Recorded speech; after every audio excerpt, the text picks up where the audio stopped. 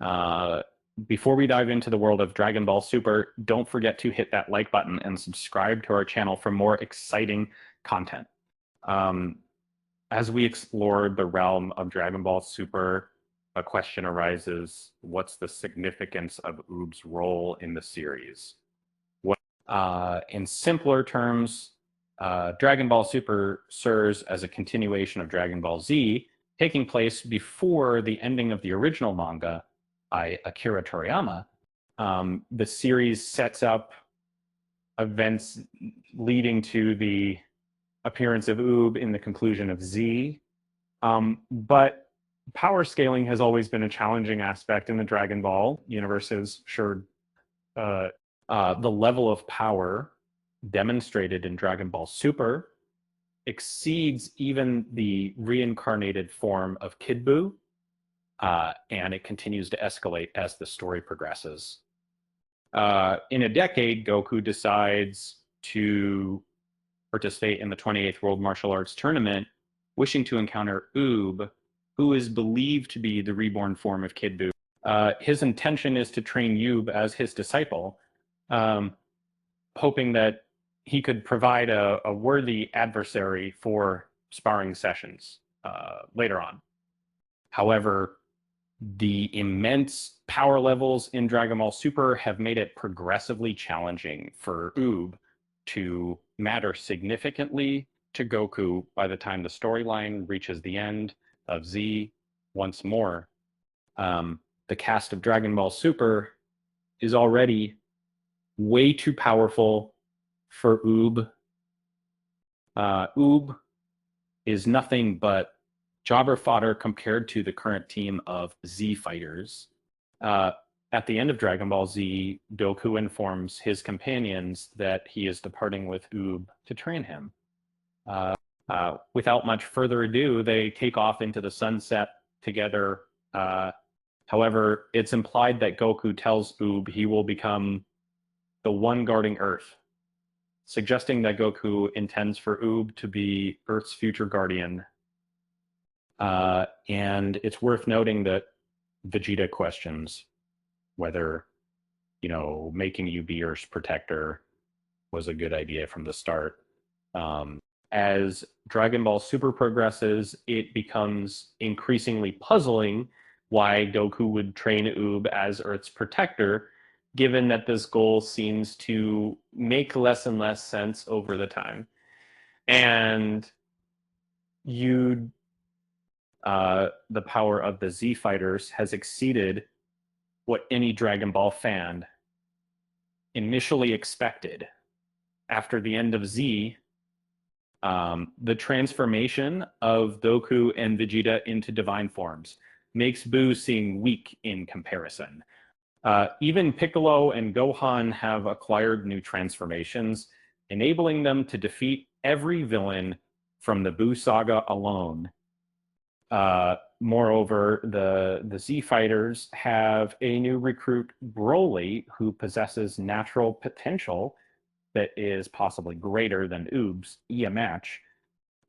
In Dragon Ball Z, well, Goku appeared to be training Oob with the intention of making him Earth's hero. It was clear to both Vegeta and viewers that his real goal was to find a formidable adversary to challenge his own strength, despite Goku's concern for the future generation. His desire for self improvement as a fighter has always been his top priority. And in essence, training Oob is a selfish act because Goku secretly hopes that Oob, being Kid Buu's reincarnation, will help him grow stronger than ever before. And there have been plenty of villains way stronger than Kid Buu in Dragon Ball Super. It's arguable that Goku isn't even Dragon Ball Super's strongest C fighter anymore. And in Dragon Ball Super Chapter 103, viewers witnessed the immense power of characters Gohan and Broly, who traded blows with Ultra Instinct Goku and Ultra Ego Vegeta, This doesn't even touch on Trunks and Goten, who, though lacking new transformations and the ability to properly fuse into Gotenks, demonstrated they still have some fighting spirit on teenagers. It's hard to understand why Goku would choose to train with Oob instead of Broly or Vegeta, especially since Vegeta recently beat Goku in a sparring match.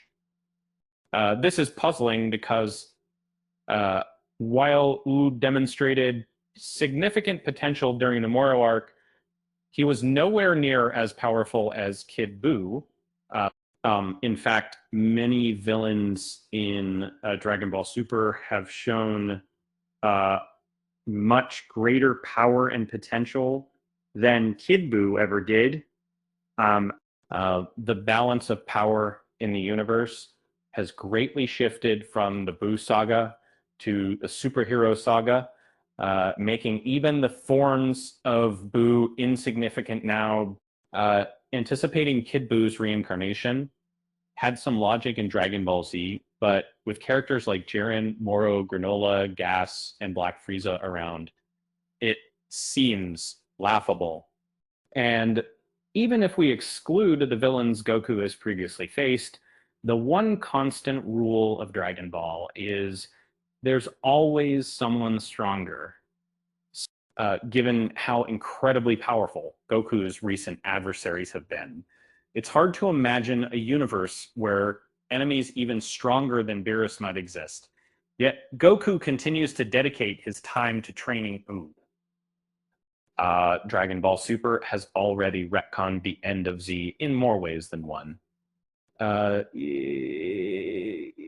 In the Z Warriors are now significantly stronger than Oob, making it hard for their power levels to be balanced. Delaying the adaptation of the end of Z in Dragon Ball Super could make them even more powerful. Moreover, several changes made during the Peaceful World saga have altered the original manga storyline, causing doubts about Dragon Ball Super's continuity with Akira Toriyama's initial work. A common point of discussion involves Bulma's comment about not seeing Goku after the time skip in Dragon Ball Super. However, this statement seems implausible given that throughout Dragon Ball Super, Goku has been training with Bulma's husband consistently and has frequently visited Earth, specifically Bulma. Furthermore, due to her role in negotiating with Beerus and Whis in Dragon Ball Super, it makes little sense for Bulma not to have seen Goku if the events of Dragon Ball Super and the ending of DBZ are considered as one continuous storyline. Although the small inconsistency you mentioned doesn't significantly impact the story, there are other notable discrepancies between Dragon Ball Super and Dragon Ball Z that are worth discussing, particularly in relation to the arcs involving Trunks and Goten. Um, the most recent instance is found in the superhero saga of Dragon Ball Super, where Trunks and Goten showed renewed dedication to their warrior training. In the final moments of this arc, they were seen sparring on Beerus's planet, with Bilhan acknowledging that they had resumed their training. However, in Dragon Ball Z, we see a decline in their training efforts, much to Vegeta's disappointment. A stark contrast to their recent dedication in Dragon Ball Super before the release of Dragon Ball Daima. It was widely believed that Dragon Ball Super was the only canonical continuation of Dragon Ball, with any inconsistencies being attributed to Akira Toriyama's spontaneous writing style. However, with the emergence of another canon sequel called Dragon Ball Daima, which appears to contradict the events of Dragon Ball Super, many fans have begun to consider the possibility of a multiverse in the Dragon Ball universe. And instead of there being a single true timeline for Dragon Ball, with GT being an exception, it now seems more likely that each continuation of Dragon Ball exists independently of all others, resulting in multiple Dragon Ball timelines. In the revised timeline of Dragon Ball Super, it's plausible that the events at the end of Z, as portrayed in Toriyama's original manga, might not occur in the same way. Given that Toriyama has hinted that the superhero saga is nearing the end of Z, and considering the characters' ages and appearances, it wouldn't be shocking if its revised end of Z were introduced aligning more closely with his manga narrative. This adjustment would make sense because Oob, who plays a significant role in Dragon Ball Super, seems less likely to remain central as the series progresses. Perhaps Oob could have a better fit in another realm or timeline. And that's a wrap for today's discussion on Oob's role in Dragon Ball Super. It's clear that the series has taken a different turn. And it's hard to imagine a universe where Oob would be the strongest warrior. With that said, thanks for watching, and until next time,